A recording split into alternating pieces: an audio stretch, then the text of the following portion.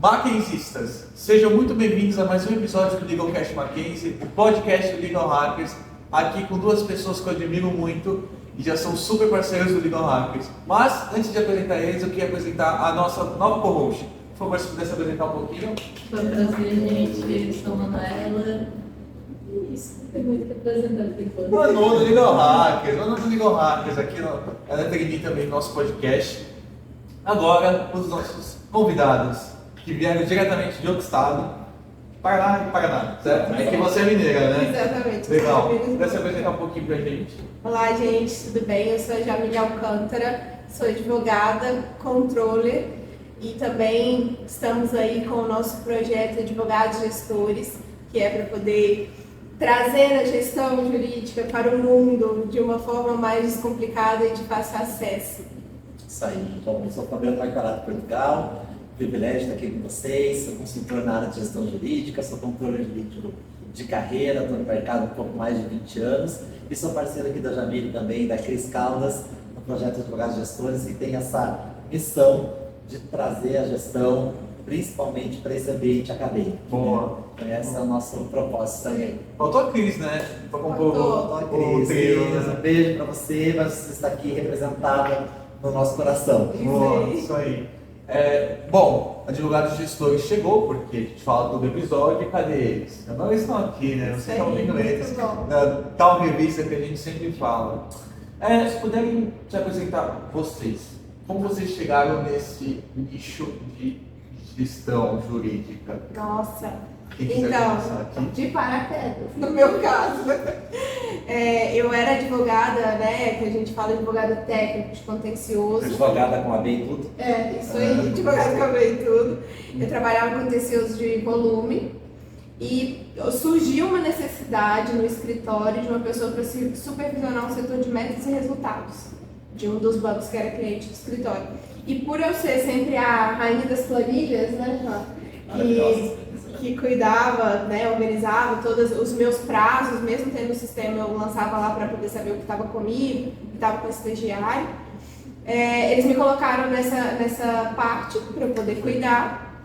E aí eu passei a gostar muito dessa parte de organização e fui aprofundar e fiz MBA na parte de gestão, alta performance e descobri a controladoria jurídica, como aplicar nessa parte da organização. E desde então não quis saber de advogar mais, não pretendo voltar. Doutora Jamile, então, né? Doutora Jamile. Eu acho que me encontrei muito na área da gestão, até porque eu sou uma pessoa que gosta muito de eficiência, né? E muito de dados. Perfeito. Então essa parte de dados me chama muita atenção, é uma coisa que me traz assim, onde que eu vou verificar aquilo, se está certo ou se está errado. Se a gente tiver informação numa planilha, num BI, a gente consegue trazer, né, de forma eficiente. E aí eu assumi aí essa empreitada de coordenação, gestão. Perfeito. E o AG tem essa missão de trazer pilares dentro da gestão, né, jurídica, porque a gente sabe que gestão não é simplesmente só pessoas, né, todo mundo fala pessoas, processo, tecnologia, mas eu acho que a gente tem um leque muito maior por trás desses 3 pilares principais, né? Então a gente tem aí essa missão de disseminar um pouco e eu caí de paraquedas, mas agora eu não quero sair mais. Entendi. Fabiano? Bom, gente, eu costumo dizer que eu comecei na controladoria quando ainda era tudo mato, né? Literalmente, porque não se falava ainda na área de controladoria jurídica, na área de gestão jurídica. Eu costumava dizer que a controladoria era a Sibéria do direito, onde ninguém queria trabalhar, né? Porque era realmente aquele departamento 200% operacional, né, que só realmente fazia tudo aquilo que o advogado não gostaria de fazer, ou não queria mais fazer, ou não sabia fazer, e éramos considerados ali aqueles profissionais com menos saber jurídico, ou seja, que tinham um viés operacional muito forte e de que nós estávamos realmente ainda lá no subsolo do escritório de advocacia. E, obviamente, que se percebeu que essa eficiência operacional, essa eficácia operacional hoje, para o cliente é tão importante quanto o resultado jurídico, né? Porque muitas vezes o resultado jurídico do escritório é excelente, mas o resultado operacional é péssimo, né? Então, nós fomos crescendo nessa área, mas eu entrei realmente na área de gestão jurídica porque eu sempre tive esse viés administrativo, ao contrário da Jamile, eu sempre gostei da atividade operacional e passei por muitos anos da minha carreira realmente batendo carimbo. Não sou né? guerreiro, né? Batendo carimbo, guerreiro. digitalizando documentos, era realmente uma área que eu gostava muito e fui evoluindo também na carreira, não só com a digitalização dos processos, né, do processo eletrônico que chegou, mas também com essa, vamos dizer, com esse grau de importância que a gestão jurídica foi crescendo. Então, no primeiro momento eu era um profissional muitas vezes considerado menos jurídico, e até que eu comecei a me tornar um profissional raro no mercado, porque era um profissional que tinha conhecimento jurídico, mas não necessariamente advogava, e que gostava de fazer esse lado que o advogado, no geral, não gosta. Então, o meu crescimento na carreira foi muito mais relacionado a me tornar um controller de excelência, muito mais pela raridade desse profissional no mercado. Não se falava, né? Hoje, o advogado, o controller, ele chegou muito depois do bacharel de direito, como eu, e das demais, né, a secretária, que era muitas vezes, né, controller do escritório, né? Então o advogado, o controller foi chegando porque também se descobriu que você não é menos advogado porque você é controller, você continua sendo advogado, só que com essa expertise de controladoria. Escolha de carreira, isso Eu também. não sei. Hoje é diferente. Né? Sim. Se pelo menos aqui na época da Manu e do Pedro, é diferente. A gente vê novas carreiras, de fato, vou trabalhar como controller jurídico, vou trabalhar com legal ops, vou trabalhar, não sei, como analista de dados jurídicos, como, não sei, área de consultoria tributária, que também é ADM, e vai crescendo, né? Pedro, a gente estava conversando, né, com a Manu um pouco antes da gente entrar no ar aqui, do quanto a gente não precisa fazer a mesma coisa o resto da vida. Quando você se forma em algo, principalmente quando você escolhe, né, a tua profissão, a tua carreira aos 17 anos, né, que é quando, no geral, as pessoas entram na universidade, a gente tem uma sensação de que a gente vai precisar trabalhar naquela mesma coisa para o resto da vida. Eu costumo dizer que quando é resto da vida já não é bom, porque é resto. Ninguém gosta de resto.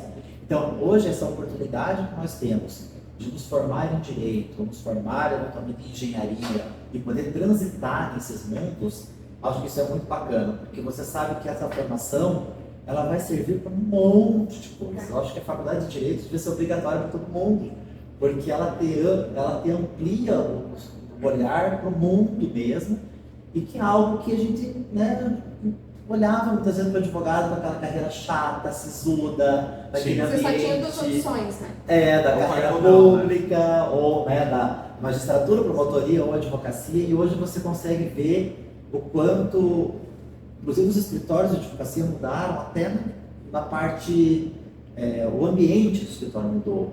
Porque como é que você vai exigir que você seja criativo se o teu ambiente de trabalho não era criativo? Você estava lá dentro de uma baia, né? Hoje em dia a gente fala estação de trabalho, a gente chama de baia. Então, gente, a gente não quer mais trabalhar na baia, a gente quer realmente, né, não quer mais só recortar e colar, a gente quer pensar. Então, isso também nos trouxe essa possibilidade, a gente conversa muito sobre isso com a Anaels, que é a empresa que eu presto consultoria, de que o advogado hoje é o novo CEO.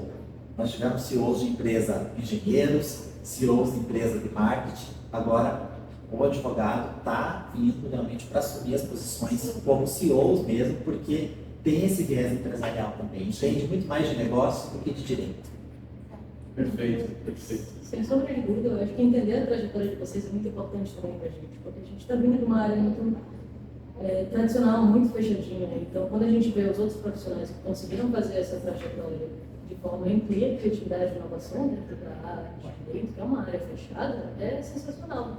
E aí eu acho que nessa linha já seria legal para vocês explicarem um pouquinho também para o pessoal de casa quais são as principais funções que vocês desempenham na controladoria jurídica e um pouquinho do dia a dia de vocês. Boa. Eu acho que todo mundo sabe, controladoria fala o quê? Marcar prazo, fazer protocolo, fazer double check, encher o saco do advogado que não fez protocolo até meio-dia. Eu ia perguntar isso, uma definição mais, o que é também a controladoria? Juntando essas duas perguntas, né? Eu acho que, resumindo, assim, são 3 palavras muito importantes para definir controladoria: parametrização, padronização e eficiência. Tá? Por quê? Por mais que tenha todas essas funções que eu falei aqui, protocolo, double check, cadastro, né, e cobrar o advogado de cumprir o prazo, também tem a questão de o sistema tá redondo, entendeu? Ah, tá redondinho, tá funcionando. Ah, o relatório para o cliente vai sair certinho do sistema, ou a gente vai ter que ficar mexendo para poder ficar um relatório ok, né? Outra coisa, risco para o cliente. A gente também pode trabalhar com gestão de risco dentro da controladoria. Entendeu? Porque a controladoria ela vai pegar e vai olhar, olha, esse processo aqui de tal cliente, a gente viu no relatório X que a gente tirou, está demorando muito tempo em tal lugar. Então, eu acredito que essas 3 palavras definem muito bem o que é controladoria. Né? Dentro, acho que da minha rotina, do meu dia a dia, hoje eu tenho uma equipe de 5 pessoas, né? Sou eu e mais 5 pessoas. Eu faço muito pouco do operacional, que é essa parte de botar a mão na massa, publicações, validações. Hoje eu mexo pouco. Eu tenho feito mais as validações, né, dentro do escritório do que o operacional em si. Como o Fá, por exemplo, falou que gosta mais, eu já sou mais da parte estratégica. Então, por exemplo, montar uma apresentação para o cliente, eu fico horas se deixar. Fazer um relatório em Excel, né? Ou então bolar uma estratégia para fazer o setor funcionar melhor, mais rápido, contratar uma automação, que isso também faz parte do trabalho da controladoria. Então, o meu papel ali é esse. Né? Perfeito. Eu gosto que a Jamile já trouxe realmente esse aspecto para a controladoria. Eu costumo, né, na minha definição de controladoria, resumir a gestão da qualidade, né, da qualidade jurídica do escritório e gestão do risco, como a Jamile trouxe. Porque a gente sabe o quanto hoje esse resultado, como a Jamile trouxe, do relatório, né, da alimentação do sistema, é um resultado tão importante para o cliente quanto o resultado jurídico da demanda. Porque muitas vezes você percebe o escritório ou o advogado brilhante quando se trata de jurídico mesmo, propriamente dito, né, do resultado, né, da procedência ou da improcedência, dependendo de que polo você está, mas acaba esquecendo que o cliente também precisa desse resultado operacional. Sim. Então, a informação, né, eu costumo dizer que a gente não pode garantir para o cliente que ele vai ganhar ou vai perder uma ação.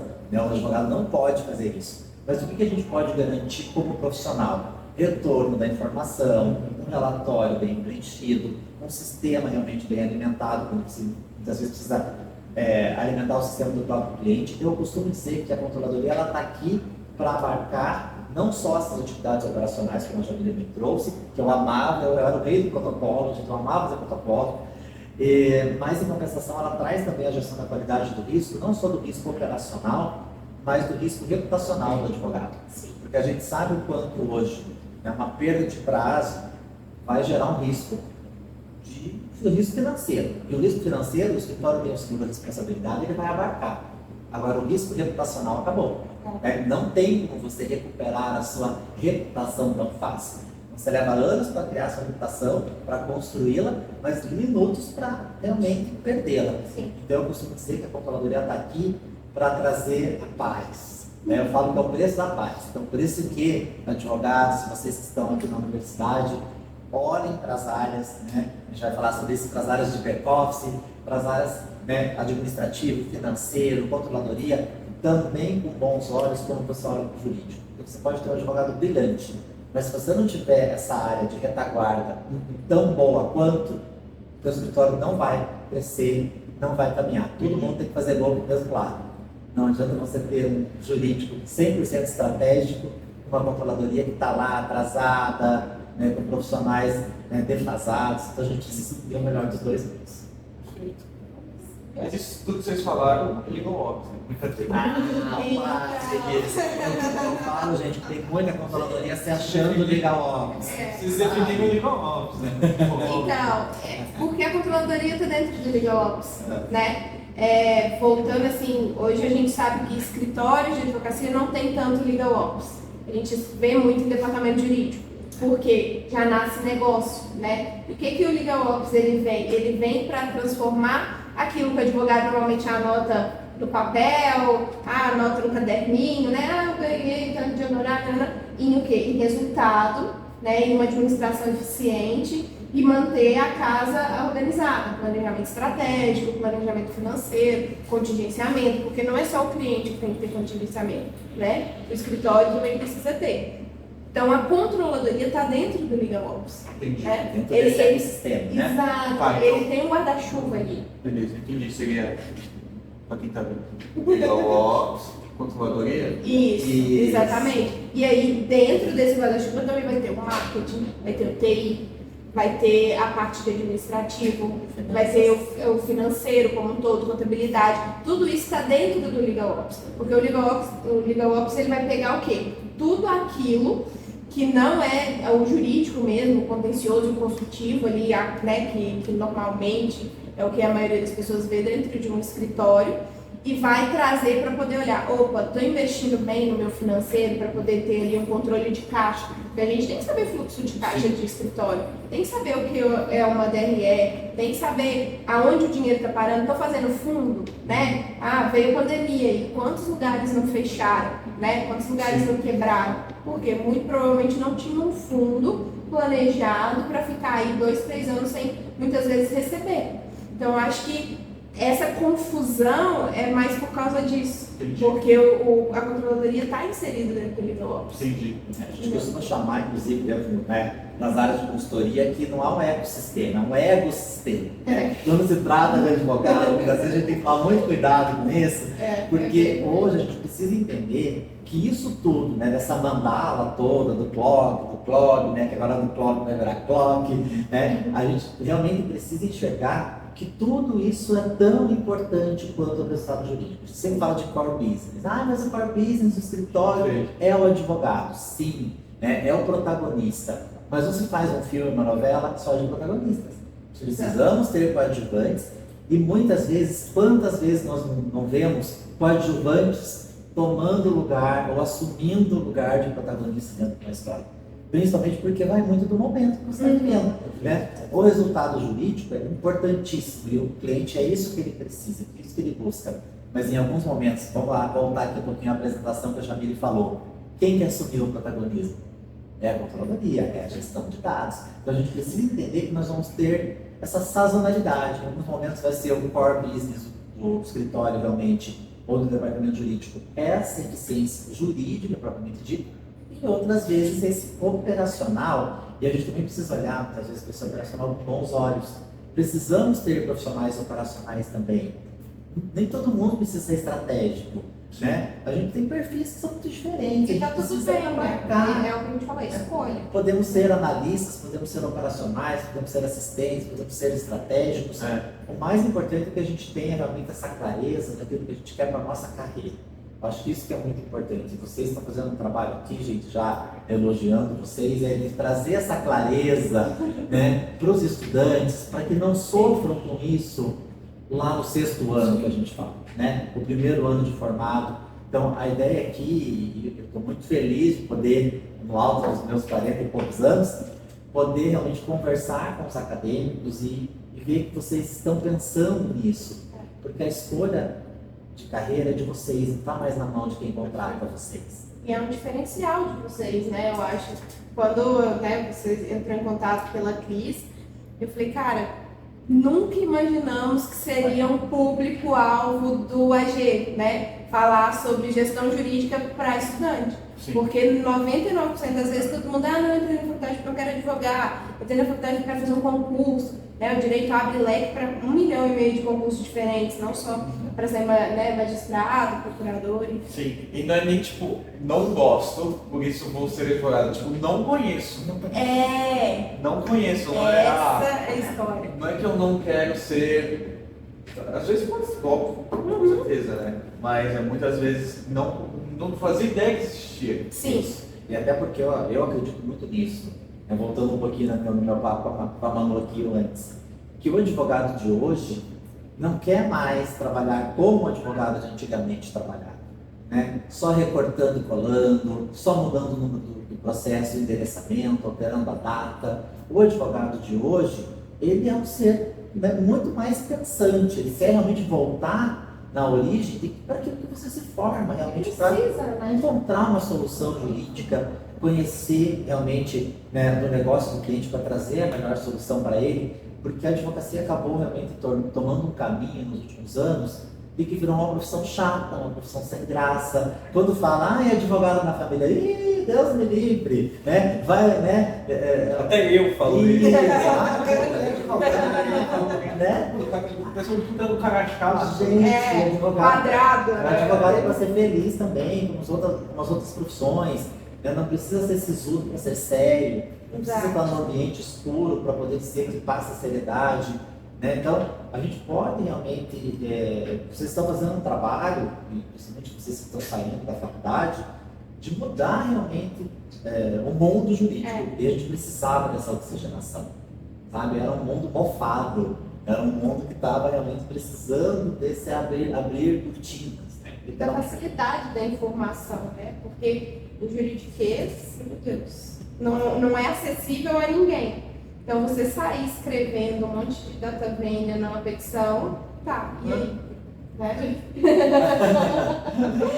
Então, não tem como. De fato, a gente tá para descomplicar as coisas. Eu acho que quando vocês começam a trazer para dentro uma controladoria, né, dentro das universidades, das faculdades, traz aí um legal ops, ou então vocês procuram estágios em áreas diferentes do que simplesmente, eu quero peticionar. Esses dias eu escutei de uma pessoa falando que não acharia estagiário para o meu setor, que é a controladoria jurídica, porque estagiário ele não quer fazer serviço administrativo.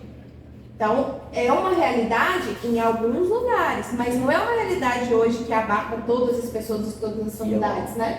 Administrativo não, jurídico-administrativo, me respeita. As pessoas acham que a gente não precisa ter conhecimento, né, jurídico. E não tem como, por exemplo, fazer uma operacional para marcar um prazo, distribuir uma petição, por exemplo, agravo. Se você não souber que ele é distribuído na segunda instância, você vai fazer cagada. Você vai distribuir no lugar errado, vai perder o prazo, porque às vezes por estratégia você deixa para protocolar no último dia, né? No último, às 11h58. Aí eu tribunal. Exatamente. Sai do ar, cadê o tribunal? Para um infarto do controle. Tem o 203 isso aí. Para o infarto do controle, que é tudo no D-2, a gente aceita um D-1 aí, talvez. Então, é coisas que a gente precisa saber, né? Quem não tem conhecimento jurídico não sabe fazer isso. Então, não acho que a gente deva menosprezar uma escolha. E também a gente precisa tratar as pessoas que escolhem sair do viés advogado e concursado como uma pessoa que escolheu a profissão dela como uma carreira, porque profissão e carreira são duas coisas completamente diferentes, né? Emprego também. Exatamente. Você hoje está num lugar, amanhã você pode não estar, a não ser que você seja uma empresa, né? Você é responsável, CNPJ e tudo mais. Então, quando você faz uma escolha, você está escolhendo o quê? Seguir uma profissão. Ah, beleza, me encontrei, vou seguir uma carreira. Né? E aí você começa a trilhar, estudar, né? A gente sabe, já vi isso pra vocês, hoje você nunca mais vai parar de estudar. Então, aceitem, entendeu? A cara do Pedro. Eu adoro ler. Então, mas é pra sempre, não tem jeito. Toda hora você precisa estar se antenando numa coisa nova, seja ela técnica, né? Se fazer aí um MBA, uma pós de alguma coisa, ou seja, aprender coisas que são as soft skills, né? Inteligência emocional, liderança, comunicação. Então tem muito essa escolha que você faz na vida de vocês. Eu acho que é muito interessante adentrar também essa questão do estudante, para a gente entender um pouquinho como é que um estudante de direito pode chegar até a controladoria. E nesse intuito, a minha pergunta é como é que realmente, para um estagiário, ele pode se preparar para lidar com os problemas e os desafios que tem na controladoria? Quais são as habilidades que seriam necessárias para a gente, como estagiário, seria migrar para a área de controladoria? Perfeito. Cara, uma coisa que eu falo que todo mundo tem que saber mexer, mesmo não gostando, porque não vai querer me bater. Excel. A gente já fala isso, porque eu sempre tive o privilégio, sempre tive o privilégio de ter bons profissionais que me assessoravam, que tinham um Excel avançadíssimo. Eu trabalhei com a Thalita, uma amiga minha, que ela inventou o Excel. Não foi Bill Gates, não foi ninguém, ela inventou o Excel. E eu tive esse privilégio, mas eu concordo com a Jamile, porque ainda é na gestão de dados, a primeira ferramenta Sim. que 99,9% dos escritórios ainda adotam para gerar seus relatórios, E gerar resolve o seus teu slides. problema. E resolve. Você acha que não resolve, mas resolve. Resolve. Saber mexer, resolve. E você trouxe uma coisa até antes da Jamile complementar a resposta, Manu, é o fato de que às vezes a gente fica buscando muitas vezes, né, muitas ferramentas, etc. E a planilha de Excel, muitas vezes a gente tem essa dificuldade de adentrar aos escritórios com sistemas de gestão, justamente porque a planilha funciona muito bem. Sim. Então, quando é algo que não está funcionando, é fácil mudar. Mas como a planilha funciona bem, há uma resistência, né? Mas, E acaba que os escritórios pequenos acham que funciona, né, só Excel e não quer colocar um sistema jurídico que é muito bom, diga-se de passagem, muito bom. Outra coisa que eu acho que é importante para o estagiário, assim, tirando o conhecimento jurídico, né, que quanto mais você buscar, eu, por exemplo, tinha uma estagiária de segundo período. Querendo ou não, faculdade no segundo período, bom, na minha época, não sei se é assim agora, a gente não tinha nem visto direito ainda, né? A gente estava naquele propedêuticas. introdução ao estudo do direito. Filosofia, história. Exato. Eu adoro esse conteúdo. Então, eu já era dança, eu matérias também. Mas aí é que Ciência tá, política. você não sabe nada de direito, de fato, né? Então acaba que muitos lugares não pegam estagiários nesse período por causa disso, que é tudo tipo do quarto pra frente, né? E aí eu tinha uma estagiária de segundo período, que ela, quando ela entrou, por exemplo, no processo civil 1, né, lá na faculdade, acho que no quarto, quinto, não sei, ela já tinha visto com a gente, porque ela estava lá na controladoria e ela abria as fichas pra gente, fazia os cadastros. Então, quando ela ia fazer, ela não seguia só o COP, né, que é o procedimento de abertura de ficha. Ah, o que é uma execução? O que é uma monitória? Um cumprimento? Ela perguntava. Então, quando ela chegou lá no processo para poder entender o caminho, ela já pegou e já sabia. Ajudou ela também na faculdade de alguma forma, né? Então, não é só você se preparar para entrar numa controladoria. A gente também acaba preparando vocês para continuar no caminho da faculdade. Eu acho que é uma via de mão dupla, né? Então, disposição. Por favor, tenham disposição. Tenham comprometimento, que isso às vezes é difícil achar. É muito difícil. Porque as pessoas, eu achei que eu ia peticionar. Então, toda entrevista que eu faço, seja para advogado, bacharel, estagiário, você não vai peticionar. Então, você tem certeza... Daqui pra cá. Então, assim, é escolha, exatamente. Você não vai peticionar. O mais perto que você vai chegar é o protocolo, é a emissão de uma guia, mas petição, escrever ali, não vai rolar. Então, você tem certeza? Porque se a pessoa titubear nessa resposta, eu já fico, bom, talvez seja melhor ela ir lá para o contencioso ou para o secretário, consultivo, né? Então, eu acho que ter vontade de aprender fora o peticionamento é muito importante. O Excel, né? Gostar de tecnologia, pelo menos não é ser expert, mas entender, sabe? Porque não adianta você chegar lá e falar assim, eu não tenho nada de computador. Alguém da geração de vocês não gosta de tecnologia? Olha, é possível não gostar e ser boa. Boa. É assim, é possível não gostar. Disse tudo. Não, agora nem... Não sou. Não, é aquela coisa, por exemplo, não gosto de penal, mas não quer dizer que eu vá vacilar. Mas a gente apaixona com penal e casa com civil, tá? Disseram isso no começo, mas eu tô casadíssima com civil, ninguém tira. Tá vendo? É. Porque não tem como. Então, eu acho que a disposição, eu acho que você entender um pouco de tecnologia no sentido de que, você vai precisar comprimir um arquivo, você tem que saber qual que é, né, o site que você vai jogar o arquivo lá, você vai fazer compressão ou o aplicativo. Vai precisar rodar um robô, porque a controladoria usa muito automação, precisa, porque senão você vai ter que ter um batalhão de gente dependendo do tamanho da sua operação.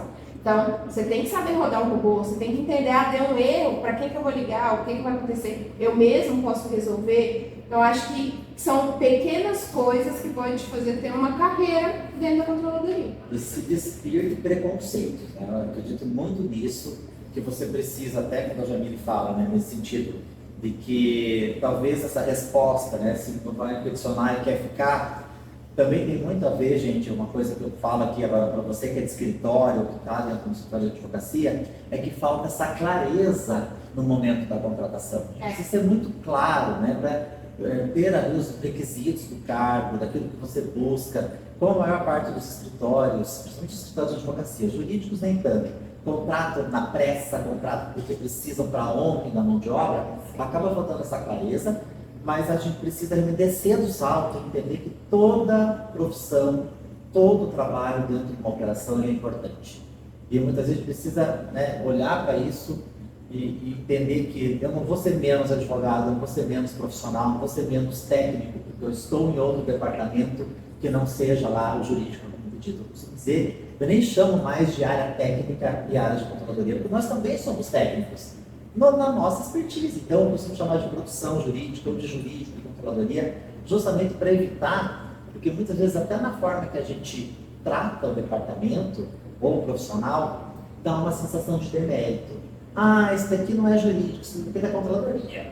Né? Então, a gente precisa enxergar que não basta você ser um advogado brilhante e a controladoria fazer o protocolo no lugar errado. Não basta você ter um advogado brilhante e a controladoria perder o prazo. Então a gente precisa enxergar, se despir desses preconceitos e de que, ok, por que não experimentar a controladoria? Todo mundo experimenta todas as áreas, né, Manu? Vai para o penal, vai para o civil, vai para o tributário. Aí na controladoria eu não quero. Por quê? Porque muitas vezes o próprio escritório não valoriza a sua controladoria quanto valoriza os demais departamentos. E daí, claro que eu não quero. Você quer trabalhar na Sibéria do Direito? Não quero. A Sibéria do Direito. Não é? Era considerada a Sibéria do Direito. Ninguém Se alguém da queria. Sibéria está escutando aqui. Eu, com todo respeito, Sibéria, né? Dona Sibéria. Dona Sibéria, desculpa. Mas justamente porque muitos escritórios ainda enxergam a controladoria como um departamento menos importante, não investem tanto. E eu posso dizer, gente, que eu já usava máscara muito antes da pandemia, porque a minha sala era mofada.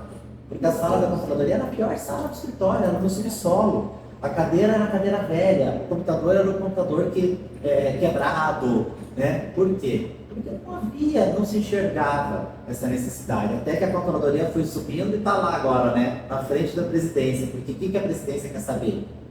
Os dados. E a controladoria traz isso. Né? Eu acho que... Quer fazer a próxima? Fica à Eu vontade. acho que é muito interessante você adentrar um pouquinho dessa dificuldade na transição, né, da controladoria realmente se tornar uma área tão importante quanto a diretoria. E seria legal você adentrar, caso possível, um pouquinho sobre os desafios que ainda se tem com esse tradicionalismo tão forte. É super fácil, né? Pra isso. Resistência. Eu acho que é a desafio, tipo assim, top 1 da controladoria resistência. Nós somos os heróis da resistência. Né? Na Casa de Papel, pra nós, é fichinha, entendeu? Roubar o banco, super fácil. Porque, assim, a gente tem o problema da resistência dos sócios, muitas vezes. Né? Até por desconhecimento, tá, gente, da área. Às vezes não é só maldade. Né? Às vezes é. Às vezes é maldade. Pode ser um pouco dos dois. Mas muitas vezes preconceito, desconhecimento, né? De não ter sido criado com a controladoria, né? Verdade. Não, e na verdade, assim, existe uma diferença muito grande. Acho que o Fabiano acaba vendo muito isso na hora que ele vai dar consultoria. E nos escritórios que eu trabalhei, eu também vi muita disparidade que quando você tem o apoio dos sócios, é uma coisa. Funciona, passa a funcionar na marca. Porque o advogado que não quiser seguir aquilo ali, ele vai pedir para sair, ele não vai ser mandado embora. Entendeu? Não vai precisar você chegar e falar, fulano, você não se encaixa, né, no perfil do escritório, porque ele não vai dar conta. Vai ser expelido. Exatamente. A árvore vai sacudir e as maçãs vão cair. Exatamente. E quando é o contrário, os sócios não apoiam a controladoria, o que acontece? A controladoria sai. Porque quem entende de controladoria não fica num lugar que não entende de controladoria. Você já viu? Nossa, Nossa, essa falou. Mas Falou total. Mas é verdade, Tito. Não tô mentindo pra vocês, é verdade. Eu ensino os sulistas, deve ensinar sulistas. Né, mas mesmo assim, É aquela marca lá. lá não tem. Dias paulistas. Esquece. Entendeu? difícil de entender. Esquece, joga o microfone. Isso tem no Instagram, então dá pra gente jogar no microfone assim. Mas não joga esse. Não, isso vai ficar por aí. Eu concordo que muitas vezes até os sócios compram a ideia inicialmente e quando percebe o quanto vai haver um impacto cultural tão grande assim dentro da sua estrutura, recuam por receio até de perder esses profissionais.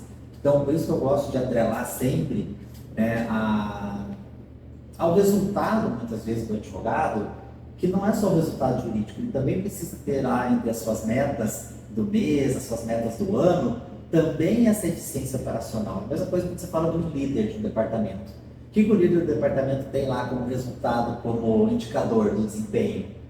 Resultado jurídico, acordo. Mas por que não tem feedback para a equipe? Por que não tem essas outras demandas que são tão importantes quanto? Então, eu acredito muito nisso, nesse desconhecimento da área e entender também a gente que é um processo.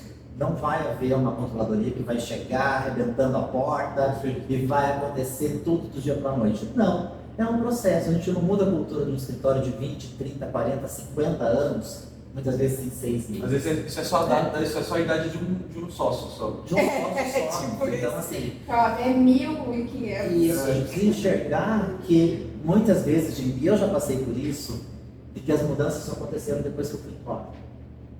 E tá tudo bem. Não era o momento disso. O meu momento, o momento do meu escritório pode ser o mesmo. Sim. Então a gente tem que procurar daí um lugar que esteja no nosso mesmo momento. Que haja essa sintonia, essa sinergia. Porque se não houver esse match, literalmente, a gente vai vender casamento em tempos de Tinder. Entendi. A gente precisa enxergar que a gente precisa falar a linguagem que o escritório precisa naquele momento. Sim. E às vezes recuar um pouco, um cede de um lado, outro cede de outro. Alinhamento de expectativas. E alinhamento de entrega. Porque a expectativa minha em relação ao Manu pode ser muito diferente, mas a minha entrega que eu alinhei com a Manu é entrega. Porque a minha expectativa em relação ao Pedro, ao Jamir, etc., podem ser diferentes. Mas se você tem essa clareza, esse alinhamento da nossa entrega, o que você contratou e o que você vai entregar, já é meio caminho andado. Mas às vezes falta essa clareza. Falta. E eu acho que é a dificuldade, eu acho que nem tem que enumerar, né? É a dificuldade. Porque depois que você tem aí, beleza, alinhou as expectativas, as entregas, se você passou a ter um casamento bem sucedido, mesmo com o Tinder. Mesmo com o Tinder. Casamentos do Tinder dão certo também, gente. Tá tudo certo, não tem problema. Depois que você Pode passa. ser. Ponto. Exatamente. Esquece. Isso aí foi o ponto. Mas eu acho que quando você começa a ter uma empatia pelo novo, né? Eu acho que a gente tem que falar isso, empatia. Porque você trabalha com uma outra pessoa ali do outro lado também. Né? Na mesma dificuldade que você está tendo de aceitar as regras ou as mudanças que a controladoria está trazendo para o seu escritório, a gente também tem do lado de cá a dificuldade de te passar uma coisa que você não conhece. Então tenha empatia, curiosidade de entender. Né? A resistência ao novo é do ser humano. Exato. Né? Então, você não quer fazer um trajeto novo, você já conhece aquele trajeto. Exatamente, a gente quer ficar onde a gente está, porque está cômodo, porque é onde eu me conheço, porque é o que eu sei. Então eu acho que a resistência ela abarca todos os maiores desafios e os maiores problemas que a controladoria tem. Uma frase que resume bem essa questão que a Jamile trouxe da resistência é de que quando você começa a tentar realmente trazer algo novo e o escritório diz, aqui não vai funcionar, ou aqui sempre foi assim. Síndrome de Gabriel. Síndrome de Eu nasci Gabriel. assim, eu sou sempre assim e pronto. E a gente precisa entender que o sucesso do passado não garante o sucesso do futuro. Porque o mercado mudou e principalmente, gente, volto a dizer, os profissionais estão vindo com outras necessidades. A gente não quer mais trabalhar para viver. A gente não quer mais viver para trabalhar. A gente quer trabalhar para viver. E a gente passou por isso, a pandemia, etc., um monte de coisa, e a gente precisa repensar o trabalho. Houve uma glamorização do excesso. E a gente precisa enxergar que... Acho que tudo mudou, né? Não só a quantidade de trabalho, a vestimenta. Se eu pudesse, eu ia trabalhar de tênis todos os dias. Meu sonho... Eu posso, gente, eu sou consultora. Pois é, eu não posso. Eu sou visita no escritório, eu não posso.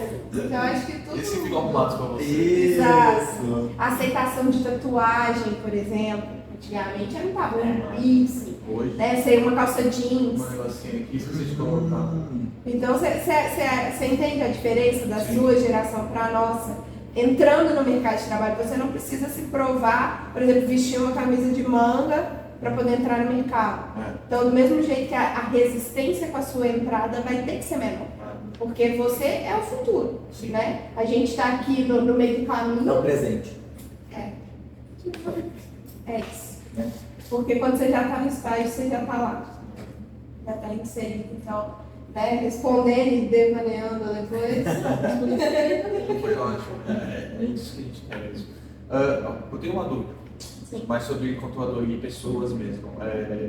Eu já tive um papo com o Paulo Silva e que eu comentei que acho que deve ser uma área de Legal Ops, mas que as pessoas também tinham que um jeito de trabalhar Legal Ops, que ele tem as habilidades, pelo menos o mínimo, de um Legal Ops, para poder sobreviver no dia a dia do trabalho.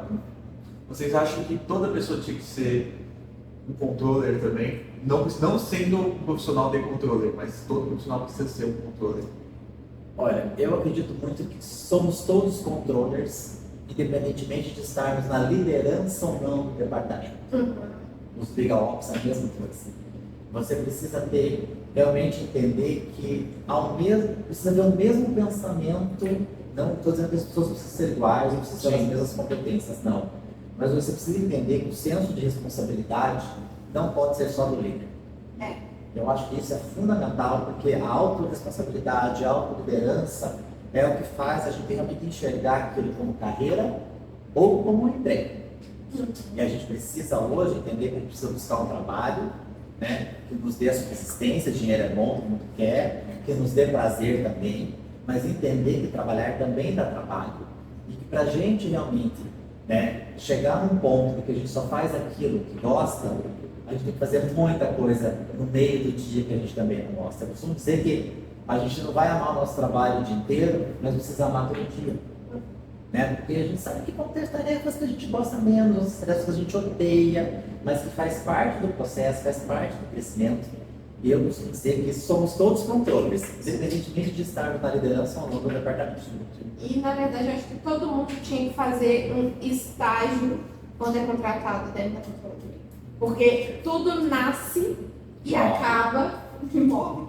Tudo nasce e acaba. A família mais refinada, né? Pô, tem que manter. Não, eu costumo dizer, gente, e outra, costumo dizer que a controladoria sabe onde os mortos estão enterrados. Sim. Por isso que a gente precisa tomar muito cuidado, é uma área muito sensível de gestão do risco, gestão de dados. Então, é uma área de extrema confidencialidade, inclusive. Porque hoje, muitas vezes, esse resultado operacional é o diferencial competitivo daquela setor. Total. E Sai tudo de lá, né, de certa forma. Parte de relatórios, né, informações até de financeiro. Você tem que confiar na sua controladoria para ter acesso ao financeiro muitas vezes, porque vai tirar um relatório para poder apresentar para os sócios, né? Essa carteira é rentável, não é rentável? Eu estou trabalhando muito e ganhando pouco? Ou vou ficar quietinho porque estou trabalhando pouco e ganhando muito? Faz parte também, né, que até a não tomada de decisão é uma decisão. Sim. Né? E eu acho assim que o estágio na controladoria, por quê? Porque muitas vezes a pessoa que está lá na ponta, que peticiona, né, não entende tudo que tem por trás. Quando eu chego para você e falo, Pedro, por favor, coloca o arquivo dentro do sistema de gestão com tamanho até 3 megas. Ah, mas por que não sei o que? Você não pode fazer? Posso, claro que eu posso, mas para eu fazer isso, eu vou deixar de fazer outras coisas, vou perder um tempo que eu não tenho, porque você faz uma petição agora, ou então faz, sei lá, 10 petições no dia. Se for contencioso de volume 50, faz 50 no dia. Mas, se você faz 50, você faz 50, eu tenho 150 para poder protocolar. Então faz diferença um arquivo já comprimido, faz diferença numerar, né, a ordem que você quer que eu faça o protocolo. Então, quando você fala essa questão de ser controle, né, você tem que entender o processo dentro do escritório. Eu acho que todo o onboarding tem que começar no controle, para a pessoa entender o software, para a pessoa entender o que ela vai precisar entender do sistema, qual que é o papel dela dentro do sistema, e com isso ela vai ter também a empatia que eu falei antes de falar, pô, não, realmente deixa eu fazer isso aqui certo, né? Para eu poder entregar um trabalho de valor, para não atrapalhar a rotina e o dia a dia de outra pessoa. Eu tenho muito comigo que o controle, né? Hoje mesmo me perguntaram, falou assim, você é controller do seu escritório? Eu falei, olha, eu, Jamile, gosto de dizer que eu tenho vários controllers, não tenho muito isso na minha cabeça de assistente, porque assistente é alguém que te assessora, né? A minha equipe não me assessora, ela tem cada um sua função lá dentro. Eu coordeno um setor de controle, né? Então, acho que quando a pessoa entra ali, ela começa a entender o que está pegando e vai fazer um trabalho no dia a dia muito melhor. Isso é uma questão de comunicação, né? O mal ainda é a comunicação, porque se tem essa clareza do seu papel e principalmente entender que a atividade é uma coisa e a atribuição é outra, vamos pensar aqui, por exemplo, uma atividade típica de uma controladoria que é o protocolo. Eu posso dizer que a minha atividade é protocolizar ou protocolar petições, mas não é muito além disso. Qual que é a minha matriz de responsabilidade? Garantir que todos os protocolos sejam feitos no processo correto, dentro do prazo correto. Então, vai muito além. E a gente precisa realmente enxergar até nessa questão da liderança que eu não sou o líder, eu estou o líder. Porque amanhã eu posso ser. E está tudo bem, está tudo certo, a carreira da gente vai passar por altos, baixos. E a gente precisa lembrar também do quanto muitas pessoas desistiram das carreiras de liderança. Por quê? Porque muitas vezes tem que lidar, né? Você precisa ser um líder diferente para cada um. Não é mais o liderado que se adapta ao estilo de liderança. É o líder que tem que se adaptar a cada um dos seus liderados e entender que ser liderado não te tira a responsabilidade pela entrega do seu trabalho. Então, essa atribuição, muitas vezes, de inserir todo o sucesso ou fracasso de uma operação exclusivamente no líder é muito injusto, porque o líder também precisa de atenção. Há uma propensão, não sei a palavra correta que me fugiu, de que o líder já vem pronto também. Não, o líder também está em construção. Acho que faz parte até de um pensamento ligado muito militar brasileiro. Sim. Pensar nesse tipo de relação. Perfeito. Por que as pessoas falavam em recrutamento e seleção? Porque era recrutar mesmo. Agora a gente está falando de atração de talento. Porque é uma ideia muito que a gente tem, isso vive o direito, vive as companhias, vive os escritórios, é aquela ideia daquela cultura do patrimonialismo. Isso, daquela, né, desse de obedeça, né, verticalização, né, e hoje, e às vezes há uma horizontalização, muitas vezes, só do desenho do organograma. Porque na realidade continua sendo vertical, mas não é politicamente correto, então a gente horizontalizou aqui o desenho, mas eu continuo tendo que pedir autorização e bênção para a Manu o tempo inteiro. E se a Manu, muitas vezes, não me der autorização, meu trabalho fica parado. Daí a Manu fica sobrecarregada, porque ela tem que autorizar todas as demandas de todos nós que somos liderados dela. Então eu preciso entender que essa comunicação hoje, ela não é mais linear, né? A gente pega, por exemplo, hoje é uma rede, é uma teia, né? As comunicações estão muito, né, enroladas e a gente precisa ter muita inteligência emocional para lidar com isso também. Porque todo mundo acha assim, o líder precisa cuidar da sua equipe, ter um olhar para cada um. Quem que cuida do líder? Já que ele não vem pronto, já que ele não é o sabe-tudo, porque, né, ele não sabe tudo. Então quem que vai cuidar dele? Se for sempre assim, eu mando, você obedece. Sim. Você trouxe essa questão desse patrimonialismo e vem até a questão do paternalismo. Nós somos uma geração que considerava a empresa uma família. Não, nós não somos. Nós estamos aqui, podemos nos dar bem, podemos, né, ter um ambiente de trabalho saudável, mas nós não somos uma família. Nós estamos aqui e as relações precisam sair um pouco disso, porque há um temor ainda, um temor reverencial, né? A empresa, ao sócio, ao chefe. Não, hoje em dia as relações precisam evoluir também. E vem muito de uma geração em que os pais são donos, os filhos são diretores, e enfim, o primo é o cara do financeiro. Isso.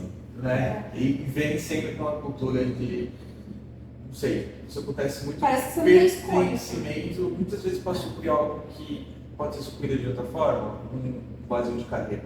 Isso. Se for até uma coisa mais existencial, filosófica. Mas Nossa, história. Mas não deixa de ser. Parece que você tem obrigação, igual você falou, filho, primo, tio e tal. Nossa, eu tenho obrigação, é da minha família. Né? Então, Eu preciso assumir será? essa bronca. Né? Não quero, estou infeliz, mas eu preciso assumir, porque eu preciso, né? Pensei, o que faz sentido na minha vida, né? Continuar o que meu pai fez, ou continuar onde minha família trabalha, onde que a minha carreira disse que tem que ser, onde que a minha faculdade disse que tem que ser. Eu A brinco. gente começou a sessão de terapia aqui, né? Eu sei que o meu pai falou, filho, você está trabalhando demais. Eu falei assim, pai, eu estou trabalhando demais porque você não fez o seu trabalho. Porque se você não tivesse feito, eu seria herdeiro. Tadinho do meu pai. Eu falei, não, pai, tô brincando, né? Daí você tá trabalhando demais, tá viajando demais. Eu falei assim, se você tivesse feito o trabalho direito, eu seria herdeiro. Então, com esse herdeiro, gente, é a melhor profissão do mundo. É a que mais dá esforço. Então, Então, concluindo o que a Jamile disse, quem faz o palhaço rir? Aí Quem fica faz a o palhaço rir? é exatamente isso. Porque não se preocupa. Não se você vê a empresa trazendo coisas para a melhoria de uma liderança, é muito raro. Sim. Porque você literalmente, todo mundo acha que você está pronto. Quando você fala assim, não, porque eu coordeno uma equipe, cara, sabe tudo. Não sei. Esses dias eu fiz uma pergunta ridícula lá no setor, porque eu falei, gente, eu não lembro. Por que eu não lembro? Porque eu não peticiono, não mexo com o processo há no mínimo 7 anos. Não faço ideia. Falei, vou fazer uma pergunta idiota a você. Aí a mulher não é idiota. Falei, é idiota porque eu tô me sentindo idiota fazendo essa pergunta.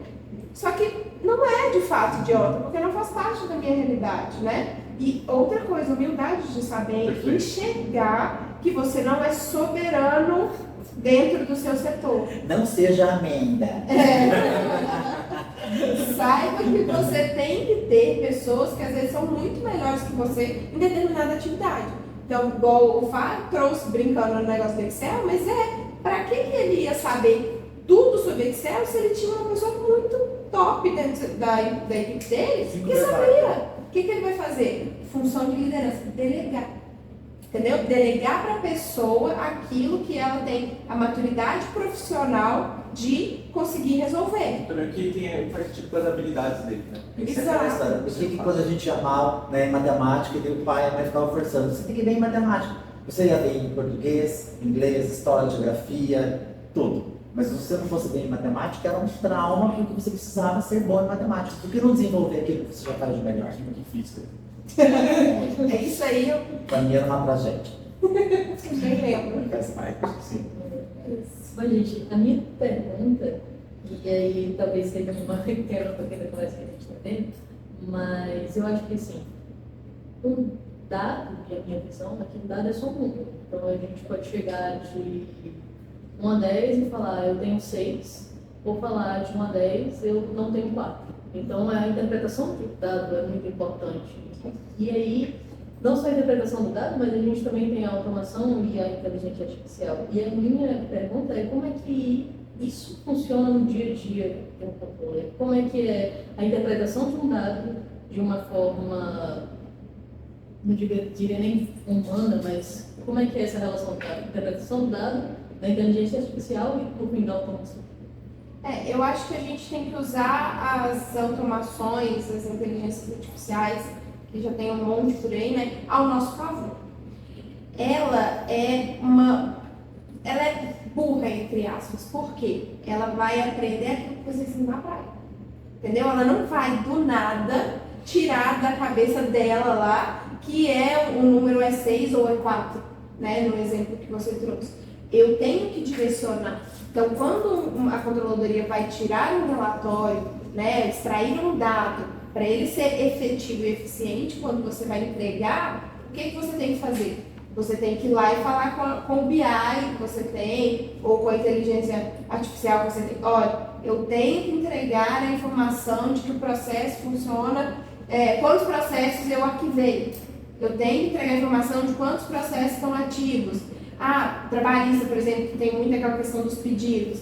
Eu quero entregar para o meu cliente, pedido por pedido, o valor que eu estou sendo cobrado, quanto que foi a condenação em primeira instância, quanto foi a condenação em segunda instância e quanto efetivamente eu paguei. Ou seja, eu direciono, entendeu? É um trabalho conjunto. Por isso que muito se falou, a inteligência artificial vai substituir o ser humano, o advogado principalmente, vai substituir aquele advogado que só quer fazer uma coisa. Entendeu? Você trabalha como um robô. Mas se você não quer ser substituído por um robô, não trabalha como se fosse um. Exatamente. Literalmente. Então eu acho que ela vem para somar, ela vem para ajudar, para otimizar o tempo, porque às vezes um robô ocupa aí um tempo de 5 pessoas fazendo a mesma coisa, e direcionamento. Entregar para ele o que você de fato precisa, que ele te devolva. Entendeu? Então acho que é mais por esse caminho aí. E há também uma dificuldade, mais uma vez, a resistência em olhar para os dados. Porque muitas vezes o escritório, principalmente o escritório, independente de nem tanto, tem medo do que vai vir. E o que vai vir? Por quê? Porque, será que a minha realidade está boa? Será que a minha realidade está ruim? Gente, eu digo que os dados, quando estão bons, eles podem ser uma farsa. Eles podem te dar uma falsa sensação de que está indo tudo bem. Mas os dados, quando estão ruins, não é uma questão de você, meu Deus, não sei o que vou fazer. Não, são oportunidades que você tem que melhorar. Quer dizer, a gente precisa olhar para o problema, né? Então, eu estou realmente com as condenações muito altas. Por que não olhar para isso e fazer um trabalho com esse cliente de prevenção? Né? Porque as condenações estão vindo muito altas. A gente precisa repensar que os dados são importantes para que a gente tome decisões. É aquela como você comentou. No nosso dia a dia, o que a gente vê muito ainda na controladoria? A controladoria traz os dados, mas a gestão não toma decisões com base nesses dados. Continua sendo achismo, continua sendo muitas vezes uma questão de preferência para um profissional ou para o outro. Né? Então, às vezes a gente fala com pessoas, né? Traz o perfil comportamental, traz essa clareza do que eu preciso daquele cargo. Mas eu contratei a Jamile, eu contratei o Fabiano, que eu gosto mais dele, que o Pedro, que tinha todas as competências, o Tamaru, que tinha todas as skills ali para aquele cargo. Não estou dizendo que a indicação é ruim, gente, não é isso. Mas indicação com responsabilidade. Responsabilidade pública, né? Sim, uma coisa que não é uma dúvida de agora que eu tenho, mas um pouquinho no assunto sobre o que é controladoria. Na vida do processo contencioso, o que a controladoria faz efetivamente ali dentro? Sabe? Mais pelo cadastro, vai as etapas, né? As etapas. Mas isso não fica claro, assim, quando a gente pega conteúdos. Assim, o que de fato ali a gente sabe, faz a parte de controle, dados, mas ali na vida do processo, o que a controladoria está fazendo para auxiliar o advogado, as etapas? Gente, nós advogados gestores do conteúdo de qualidade, viu? Então vamos olhar para os advogados Toda vez gestores. mudando aqui. Justamente. Né? Que eu acredito que, principalmente no contencioso, é mais fácil de tangibilizar as entregas da controladoria, né? Que vai desde o cadastro, né? Passando por publicações, intimações. Sabe essa diferença? Vocês, advogados acadêmicos, percebam essa diferença da publicação diária da intimação eletrônica. Você quer mais prazo, isso. E também da onde vem a fonte, né? Para não perder, né? Não ter problema com isso. O protocolo, geração de guia de custas e, consequentemente, o fluxo de arquivamento também do processo. Para você realmente não olhar para a sua base de dados e pensar, quantos processos ativos eu tenho? Eu tenho 2.000. E lá, na real, na verdade, você tem 700 processos ativos. Então, a controladoria, ela assume, né, sendo muito aqui, gente, não existe receita de bolo, tá? Cada controladoria tem o seu escopo de trabalho, a importância da clareza da matriz e responsabilidade de cada um. E também costumo dizer que é um processo, né? Existem controladorias que fazem só o cadastro, só a publicação da intimação, outras fazem só o protocolo, outras fazem a publicação do protocolo, outras não fazem ainda a geração de guias. Isso vai muito da forma que você vai tombando essas atividades para esse novo departamento, para a gente não confundir controladoria com o controle. Existem muitos escritórios que ainda confundem, acham que o Pedro, como controle, vai assumir toda essa demanda. Mas espera aí, o Pedro é um só, a Manu é uma só, como é que ela vai assumir todas essas tarefas? Então, esse tombamento de atividades com responsabilidade, ao meu ver, é o mais importante. E eu incluiria os relatórios aí. Você viu como eu sou operacional e eu já vi estratégia? Olha aí, ó. Porque eu acho que em toda a vida do processo, a gente tem que entregar relatórios. Então, a gente, quando tem uma sentença dentro do processo, além de lançar as publicações, intimações, né, dentro do sistema, contingenciar. Né, mudou o contingenciamento do processo. Principalmente Esse é contingenciado.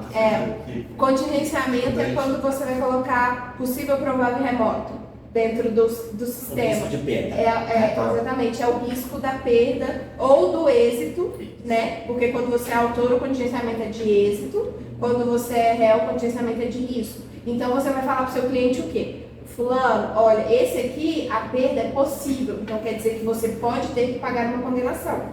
Ah, esse aqui é remoto. Com base na jurisprudência, Exato. com base, né, na tua carteira ali, né, que você já ganhou, já perdeu. Exatamente. Né? Então, um exemplo tangível aqui, trabalhista, que eu acho que na parte de contingenciamento é o mais fácil da gente dar o exemplo.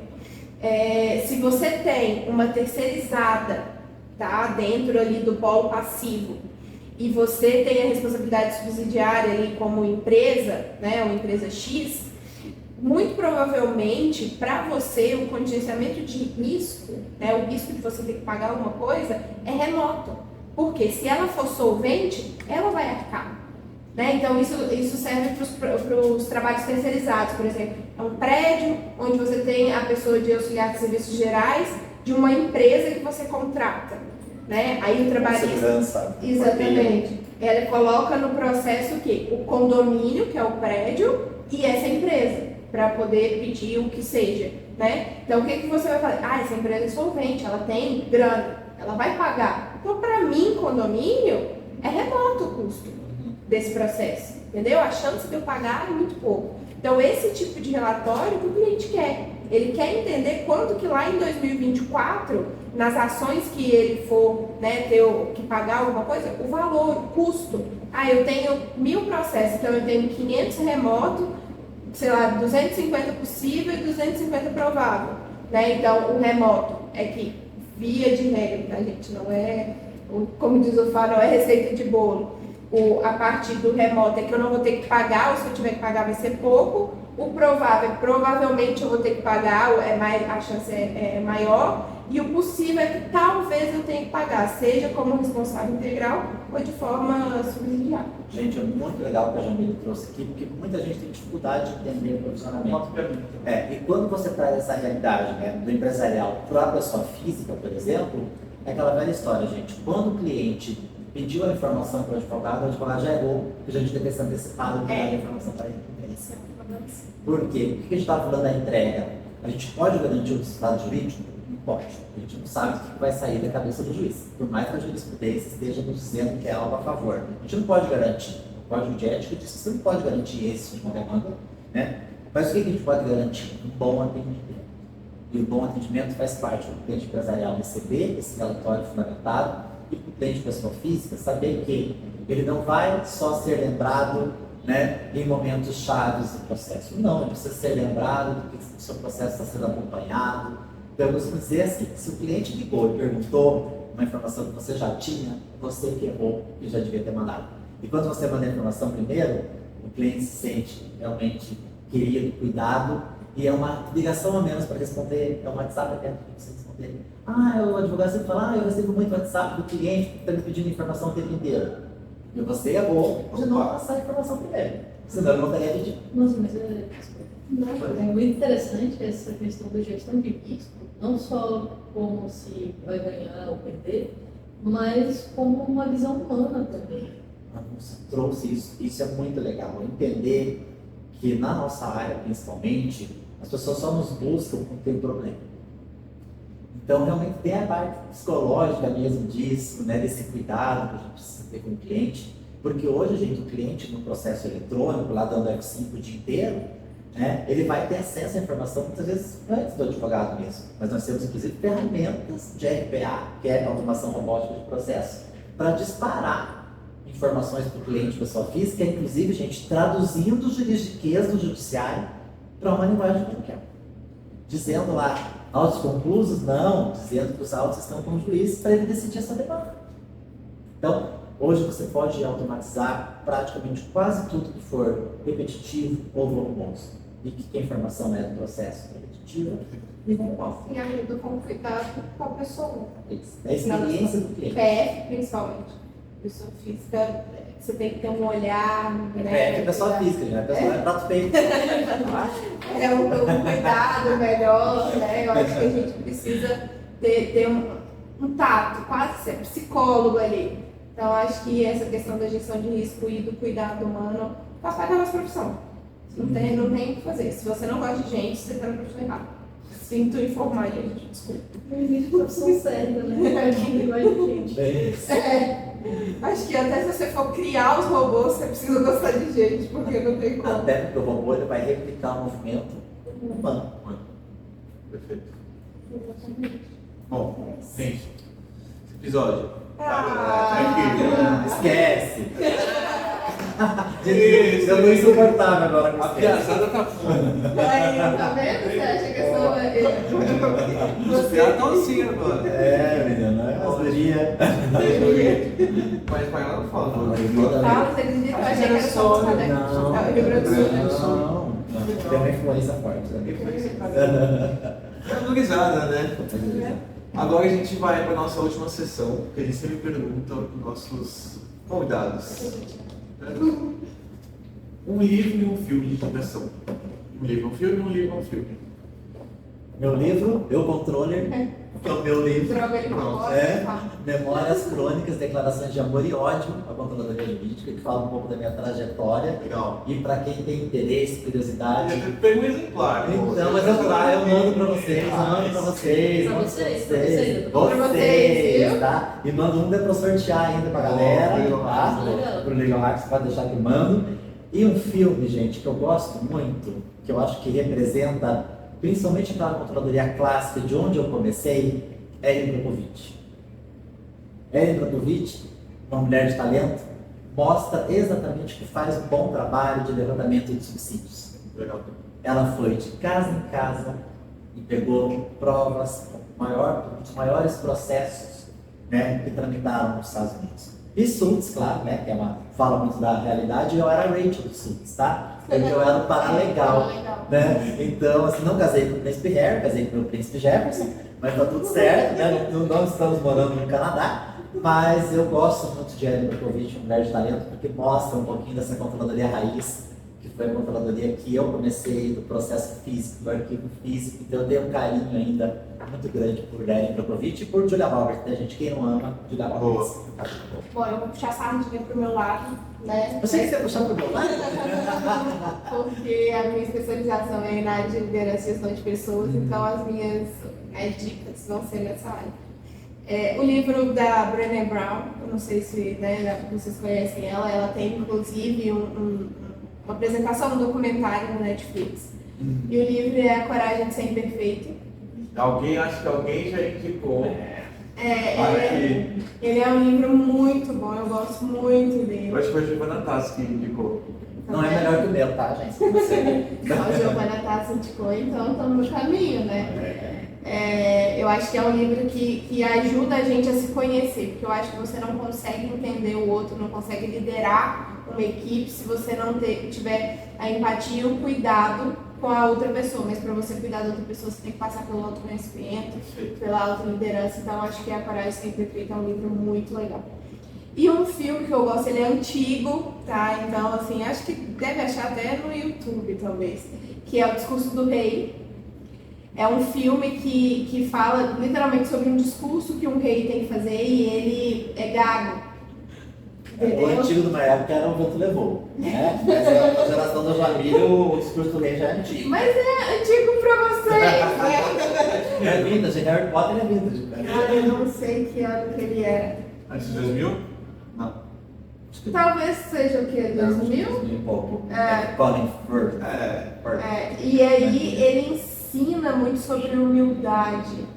Entendeu? Ele ensina muito sobre escutar o outro, que às vezes você acha que não tem nada para te ensinar, nada para te ajudar. Então, O Discurso do Rei é a minha indicação de filme. E no Netflix assistam a Brené Brown, que ela traz um estudo que ela fez, né, abarca um pouco a coragem sem defeito, e que ela fala sobre vulnerabilidade, que a gente não consegue ser uma pessoa, nem um profissional melhor, se a gente não se colocar vulnerável.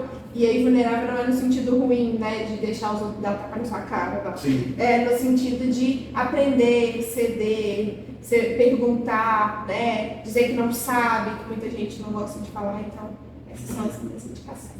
Boa. Vou pegar alguém de surpresa? Ah, mas não podia dar doida, então uma dica de livro.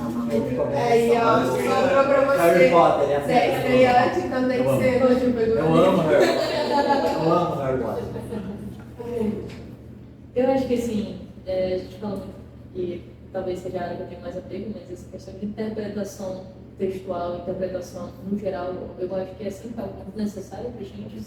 E tem um livro que não fala sobre interpretação, mas é muito subjetivo e depende da interpretação, que é 7 minutos depois da meia-noite. E é uma história que também é um filme, eu posso utilizar agora a carta trunfo, que ele conta a história de um menino que a mãe está doente, e é uma visão de uma criança e acaba sendo muito interessante porque ele começa a imaginar um monstro vindo até ele e exigindo dele contar a verdade dele. E a verdade seria o sentimento em relação à situação que ele está. E esse monstro promete que até ele criar a coragem de contar essa história, o monstro vai contar 3 histórias para ele. E são histórias de quesitos morais, quesitos tão pessoais que a primeiro ponto a gente não consegue entender a história, mas quando a gente vai interpretando, acaba sempre saindo um resultado diferente. Então eu acho que é legal esse exercício, principalmente pra gente, para vocês que têm que lidar com dados e pra gente que tem que lidar com esse começo de profissão. Então, acho que seria essa a minha recomendação, com o livro. Ela saiu bem. Manu, olha! Obrigada, gente. Eu queria contar, mas eu treinei. Que estreia, Manu! Obrigada, gente. Arrasou. Perfeito. Agora falando dos parceiros. Isso aí, bora lá. Eu não sei. Não, eu não vou falar. Não. Por favor, advogado gestor, se apresente. Então, somos advogados gestores, nascemos em agosto de 2022, somos um bebê ainda, mas com muita força, muita garra, para trazer para vocês um conteúdo gratuito, eu gosto de frisar isso. E de qualidade. E de qualidade. Nós temos atualmente 22 colunistas que se dividem entre as áreas que a gente acha que são fundamentais, não únicas, mas fundamentais para a gestão jurídica. Então a gente tem gente falando diversidade e inclusão, ESG, LGPD, produção jurídica, legal ops, controladoria, finanças, pessoas. Então acho que a gente traz aí um olhar diferente, um olhar estratégico, né? Vocês que estão na faculdade não ficam fora disso, porque acho que lá vocês podem começar a ter um tino, para ser um gestor, né, para trabalhar dentro, até como advogado, né, que vai peticionar e tudo mais, você precisa entender dessas áreas. Então, o advogado gestores tem aí esse objetivo de vida, esse propósito, né, disseminar o conhecimento e a nossa comunidade no WhatsApp, onde tem muita troca. A gente tem os benches que a gente chama de quartas com saber no AG. Elas acontecem, né, via Google Meet, então você pode estar em qualquer lugar do mundo, se você quiser. E a gente traz assuntos muitas vezes levantados pela própria comunidade. Então, você teve uma dúvida, jogou lá no grupo, você vê que está tendo uma movimentação muito grande, a gente monta um bench e faz a coisa rodar e acontecer. Perfeito. E assim, gente, né? A gente sempre fala de pessoas, processos e tecnologia, que né, os 3 pilares do Legal Ops. Sim. Mas se você não tiver estratégia para tudo isso, vira um amontoado de gente com processos mal definidos e com tecnologias subutilizadas. Então, a gente precisa olhar para a gestão sistêmica e colocar a palavrinha mágica aí que a Jamile trouxe, que é estratégia. Porque senão, sem estratégia, não serve de nada. Excelente, excelente. Agora eu vou falar da Paty. Ela Isso aí. está disponibilizando o nosso espaço Já arrasou. através da Lana, que também é colunista. Exatamente, colunista do AG. AG. Está na final também. Está lá no final também. Não vi ela. Para quem E sabe, de longe só. um pouco antes aqui, estávamos na final. Não estamos cansados, né? Não Quase estamos- nada. Não estamos cansados. São super tranquilos aqui. Agradecimento aí a Paty, que está fazendo um serviço ótimo no passivo trabalhista e está resolvendo todos os conflitos das grandes empresas e escritórios. Então, aqui um agradecimento novamente com parceiros da gente. E também um pouco da BDZL, que também a gente faz uma troca de parceria de divulgação e conexão. Bem, BDZL. BDZL. Incrível, né? É isso. Não adianta. Ótimo. Estudante, se você ainda não sabe o que é BDZL, por favor, né? Não tem como. Por favor, não tem como. Exatamente. É essencial. Então ficamos por aqui, episódio incrível. Obrigada. Muito obrigado, beijão. Tchau, Por gente. presença aqui. É isso. Obrigada.